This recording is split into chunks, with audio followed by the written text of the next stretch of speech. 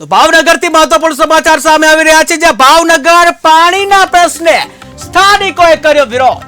ભાવનગર પાણીના પ્રશ્ને સ્થાનિકોએ કર્યો વિરોધ.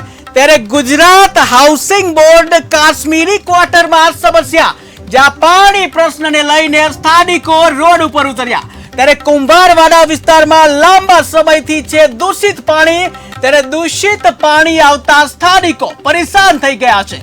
ત્યારે કુંભારવાડા બાયપાસ પર નારી રોડ મહિલાઓ દ્વારા ચક્કાજામ બંધ કરવામાં આવ્યો છે.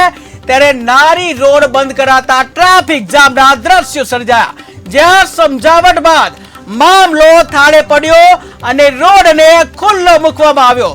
કે જ્યાં ભાવનગરમાં પાણીના પ્રશ્ને સ્થાનિકો બે બાકડા થયા.